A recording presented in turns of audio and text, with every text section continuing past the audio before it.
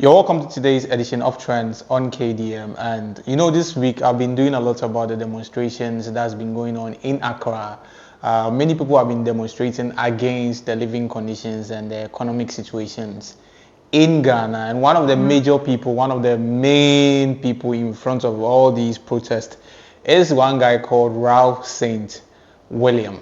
Now, Charlie, this guy, he's notoriously known for actually leading demonstrations in Ghana, and quite recently he was arrested for opening the doors to the National Cathedral project, which led a lot of protesters to enter and then use there was this, is it a ditch hole that was used as a swimming pool? I mean, I'm sure you saw it on the media, and he got arrested. He got released, and I am not surprised because I knew he would go back again, because he said that there was another protest that was scheduled around 21st September. That's on Saturday, and on Sunday they went again, which led to a lot of issues. I came here yesterday and I spoke about it, but there is this video that is trending right now on the media about something that he said to one person that was trying to convey their I don't know whether the person is their family member or whatever, but these protesters blocked the road around 37 Military Hospital. I know that road, like I said yesterday, I think the police got agitated or they got frustrated about what the protesters were doing, because that road is a very busy road, so a little friction or little impediment there will lead to some level of discomfort when it comes to traffic, because and then the hospital is there, people are using their patients, or people are conveying their patients in and out of the hospital. So I believe that maybe we were looking at the issue as, okay, police are not really treating the protesters well, but today I saw a video, and then I think we might have to look at this issue from a different angle, because this Ralph guy was seen speaking about, a patient that was allegedly sick, that was supposed to be conveyed from to the hospital, that's 37 Military Hospital. This guy was actually speaking to the patient. I don't know whether a family member, whether it's a taxi driver or whatever. They were having some back and forth, and the person was saying that, okay, they had to actually get out of the way so that they can access the road, so that they can convey the patient to the hospital. And this guy was saying something, in our local language. He was saying that Charlie, I asked him Ghana. I'll say Ghana for one say for baby na muwa na yeden. Look, are you better than look at the traffic? This is a hospital. This is a hospital. What do you mean? This is a hospital. I have to stop and leave my car and take a car and bring money here. What are you telling me? What sense does it make? What sense does it make? What sense does it make? What solution are the problems? People are dying. What are you doing? What are you making? What are you making? What are you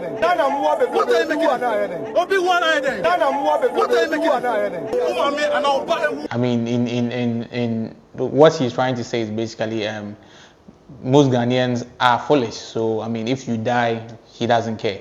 So basically he's trying to say that the person that was in the car that was being conveyed to the hospital, he doesn't see anything wrong with the person dying, because Ghanaians are generally foolish. That's what he's saying. But the issue is, this is supposed to be someone that is advocating for the rights of the people. This is supposed to be someone that is a mouthpiece to the people. He's actually speaking, and he's trying to speak in a way that, okay, the government is not dealing with the people well. These people in the leadership positions are not really handling the country well, and it's causing some level of discomfort. He's supposed to be an activist, somebody that's going to fight for humans to actually have a better life. And this is a person that is actually speaking in a way that clearly shows that he doesn't even care about other people's lives, because he was holding a protest. Now this is Charlie, this issue becomes a problem, because I always say that when it comes to Ghana, when somebody is organizing a protest, it's very difficult to judge whether the person is doing it with good intention, because we have people that have been cloaked in political colors, people that have concealed themselves as people that want the best for the people, and then they hide behind their political parties to actually protest. Okay, so this is somebody that I personally, I won't lie, but I thought he had good mind and he was doing whatever he was doing because he wanted a better life for Ghanaians. But I mean, come on. If this is somebody that's genuinely looking out for the good of Ghana and for the good of humanity, let me put it that way. Why would you even speak the way he spoke to this guy? I mean, it raises a lot of questions, and it makes sometimes it makes it difficult for some of us to even speak for some of these protesters, because, like I said, you don't know who is fighting for what, or the real intention behind some of these protests that they are doing. So, like I always say, you don't really know whether these people that are in this protest are actually doing it for the betterment of Ghana, or they are having their ulterior motives put aside, and sometimes they've concealed it as a way to sort of fight for people.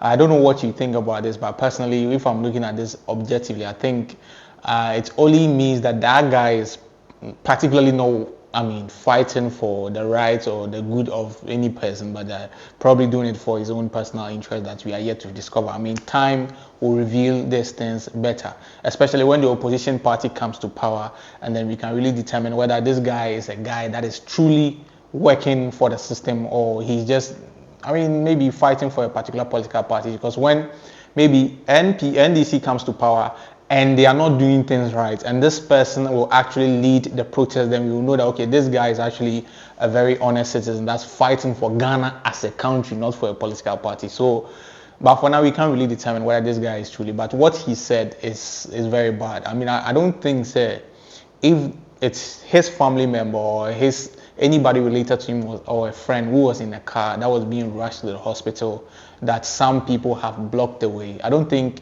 he will have the guts to actually say that. I think if you watch the video carefully, the guy that was actually having the back and forth with him raised that argument that if it was to be his family member, will he say what he said? But it seems he didn't really care. I mean, Charlie, in this period of Ghana as a country, like I said, everybody's working with their intentions, ulterior motives. People have people that are feeding them. People have people that are sort of giving them some kind of comfort or some kind of livelihood. So sometimes it feels like these people have been pushed to sort of spearhead a certain. They will put themselves like activists, give themselves some fancy names, but behind it are people like big people, people in leadership positions that are actually concealed behind them, and then sometimes it becomes very difficult to actually judge the situation. Well, when they arrested this guy, I was the same guy that sat here to say, oh, okay, this is bad, and right now look at what this guy is actually telling somebody else. So I don't know. For me, the fight against this system, the fight in Ghana, it's very delicate, because you don't know who is who. It's like everybody is masked. Most people are masked and doing whatever they are doing with their real intentions behind whatever they are doing. So personally, if you ask me, I would say I'm probably not going to take things to heart like I used to, because you don't know who is for who, especially now that we are in a political era. I don't know what exactly these political parties they gain from sometimes. Inciting this level of lack of harmony in the system. But Charlie, it's Ghana for you. It's not going to change anytime soon. Like I always say, if you have something to do to help the system, is to help your own self. Because if you are looking out to change the system, Charlie, it's going to be very difficult unless there's going to be some radical change or any something very extraordinary. But other than that, every change, every angle, every frustration should be directed in improving yourself, finding ways to be a better person, finding ways to actually invest in yourself, your craft, your career, whatever, school. Just do something better so that at least the system that is choking a lot of people won't reach the level that probably you elevate yourself to. So by the time you actually get to a certain extent, maybe the hardship down wouldn't get to you. Because I don't want to say this, but the truth is the future of this country doesn't look good. And you and I know, sometimes we like to be hopeful, but we know within our hearts that with how things are and with the kind of leaders we have, let's even put the leaders aside. Go to the universities, look at the SRC, look at the Charlie, student politics, that's even worse. So these are the people that are being groomed to actually take over from their predecessors, right? And they are not doing anything better.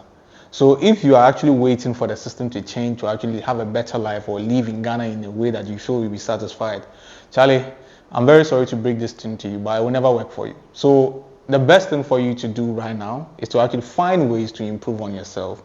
Do something in your own small way to actually improve your environment, your community, even if it's your family or wherever you find your church, wherever you find yourself. Just something, a little improvement in your area.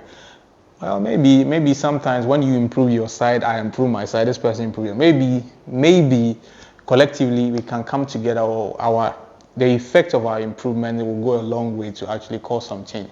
But for the leaders and the people that we are actually counting on as leaders, and some of these people that we are relying on to actually fight for us, like I said, most of them have their ulterior motive that we don't know anything about. So Charlie, me personally, the Ghana politics, Ghana, very delicate. I probably don't have to talk about this again, but for the love I have for you, I have to come all the time. Always, any news it comes, I have to make sure that I update you on it. But what I would say, Charlie, find something and make yourself useful in your own corner and forget about these people. They don't have anything better for you. So with that one said, I will end today's edition of Trends on KDM here. The name remains Donald, not Trump. I'll see you on the other side. Peace.